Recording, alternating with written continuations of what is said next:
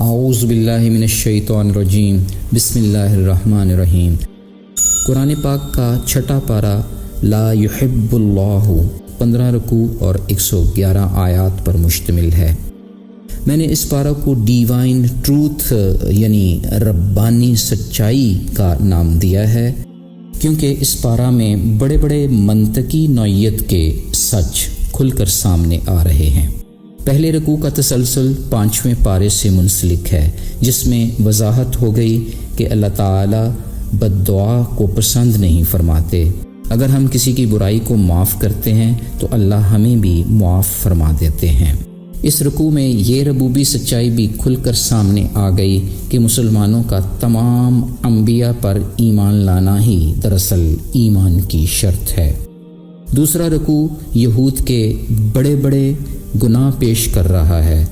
ان کے گناہوں کی وجہ سے کئی حلال چیزیں بھی ان پر حرام کر دی گئی تھیں، مگر وہ سود خوری پر ڈٹے رہے، حالانکہ انہیں سود سے روک دیا گیا تھا۔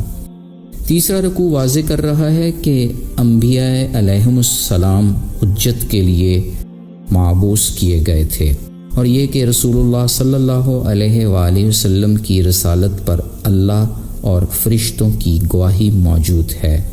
آپ صلی اللہ علیہ وآلہ وسلم ہدایت و حق لے کر مبعوث ہوئے۔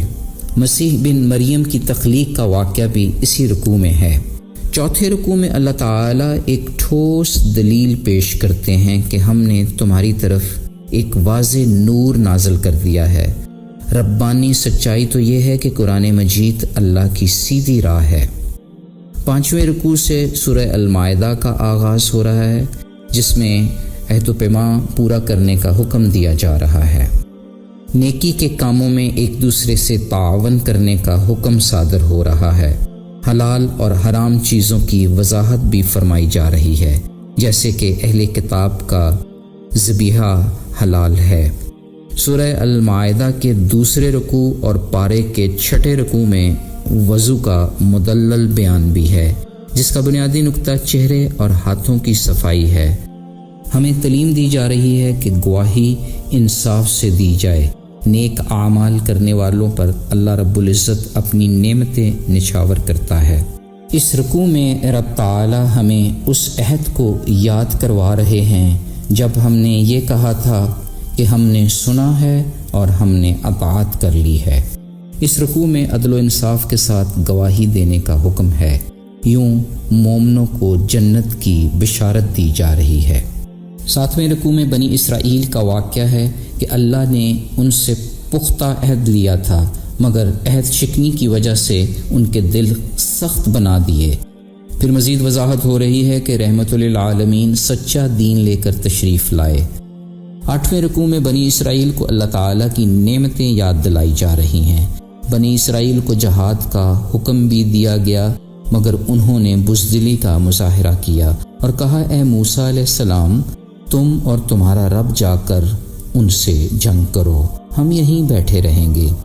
موسیٰ علیہ السلام کی بد دعا سے 40 سال تک ارض مقدس میں یہود کے داخلہ پر پابندی رہی۔ 9ویں رکوع میں حابیل اور قابیل کا واقعہ بیان کیا گیا ہے۔ قابیل نے حابیل کو حسد کی وجہ سے مار ڈالا۔ حابیل نے طاقت رکھنے کے باوجود تقوی کی وجہ سے مقابلہ نہیں کیا۔ قابیل دفن کرنے کا طریقہ بھی کوے سے سیکھ رہا ہے۔ اس رکوع سے ایک خوشخبری بھی مل گئی کہ توبہ کرنے پر تمام گناہ معاف ہو جاتے ہیں۔ ترمذی شریف کی ایک حدیث ہے کہ رسول اکرم صلی اللہ علیہ وآلہ وسلم نے فرمایا، اللہ تعالیٰ اس بندہ کو جس نے دنیا میں کوئی گناہ کیا اور اسے اس گناہ کی سزا دے دی گئی تو اسے دوسری بار سزا نہیں دے گا، اور جس کے گناہ پر اللہ تبارک و تعالیٰ نے پردہ ڈال دیا اور اسے معاف فرما دیا تو اس گناہ پر اسے سزا نہیں دے گا۔ پھر اس پارے کے 10ویں رکوع میں اللہ رب العزت کی راہ میں جہاد کا سبق دیا جا رہا ہے۔ اللہ کے عذاب سے ڈرتے رہنے، اس کا قرب تلاش کرنے کی تلقین کی جا رہی ہے۔ زمین و آسمان کا مالک صرف اللہ ہی ہے، وہ جسے چاہے معاف کر دے، کیونکہ وہ ہر چیز پر قادر جو ہے۔ ایک اور عقدہ بھی کھل گیا کہ شریعت پر اپنی رائے مقدم کرنے والے منافق ہیں، حرام خوروں کو اللہ تعالی پاک نہیں فرماتا۔ 11ویں رکوع میں مزید وضاحت ہو گئی کہ تورات میں بھی ہدایت اور روشنی موجود ہے۔ مثلا اس تورات میں لکھ دیا تھا کہ جان کے بدلہ جان، آنکھ کے بدلہ آنکھ، کان کے بدلہ کان، ناک کے بدلہ ناک۔ پھر اسی طرح تورات میں بھی قصاص کا حکم موجود ہے۔ اگرچہ تورات اور انجیل میں ہدایت و نور موجود ہے، مگر قرآن کی عظمت کے پیش نظر دنیا کا ہر فیصلہ اسی قرآن کی روشنی میں ہوگا۔ 12ویں رکوع میں غیر مسلموں سے دوستی کی ممانعت کی گئی ہے۔ ایمان والوں کا دوست تو خود اللہ ہے، اس کا رسول اور ایمان والے ہیں۔ جو شخص اللہ، اس کے رسول اور مسلمانوں سے دوستی کرے گا، وہ اس بات کا یقین رکھے کہ اللہ کی جماعت ہی غالب رہے گی۔ 13ویں رکوع میں کفار سے دوستی کی ممانعت کی گئی ہے۔ جب تمہارے پاس آتے تو کہتے ہیں ہم ایمان لائے، حالانکہ وہ دل میں کفر لیے ہوئے ہیں۔ اس رکوع میں یہود کی اللہ سبحانہ و تعالیٰ کی شان میں گستاخی کا بھی اظہار کیا گیا ہے۔ اسی رکوع میں یہ بات بھی واضح ہو گئی کہ احکام شریعت پر عمل پیرا ہونے سے برکات کا نزول ہوتا ہے۔ 14ویں رکوع میں ایک اور عقدہ بھی کھل گیا کہ جو قرآن کریم پر اور محمد مصطفیٰ صلی اللہ علیہ وآلہ وسلم پر ایمان نہیں لاتا، وہ پہلی آسمانی کتابوں پر بھی ایمان نہیں رکھتا۔ مزید وضاحت ہو گئی کہ نیک اعمال کرنے والوں کو نہ کوئی خوف ہوگا نہ ہی غم۔ بس ہمیں اللہ تعالیٰ کے حضور جھکنا چاہیے، اسی سے بخشش کی طلب کرنی چاہیے۔ 15ویں رکوع کی 5 آیات اس پارہ کا حصہ ہیں، جبکہ باقی آیات 7ویں پارے میں ہیں۔ پارے کے آخری رکوع کی ان آیات میں یہود النصارہ کی غلط طرز زندگی کا بیان ہے کہ یہ کھلم کھلا اللہ کی نافرمانیاں کرتے تھے۔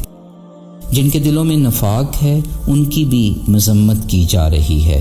رکوع میں یہ بات بھی واضح ہو گئی کہ مسلمان کے بڑے دشمن یہود اور مشرکین ہیں جو حسد بغض رکھتے ہیں، جبکہ اہل ایمان کے سب سے قریبی دوست نصارہ ہیں، کیونکہ ان میں علم کے حصول کی رغبت موجود ہے۔ چھٹے پارے کا مختصر خلاصہ یہ ہے کہ ربانی سچ ایک واضح نور کی مانند ہے جو ہماری حکمت و دانش پر 4 چاند لگاتا ہے۔ اللہ رب العزت ہماری مغفرت کے بہانے ڈھونڈتا ہے۔ اگر ہم عدل و انصاف سے کام لیں تو اللہ رب العزت ہمیں جنت کی بشارت دیتے ہیں۔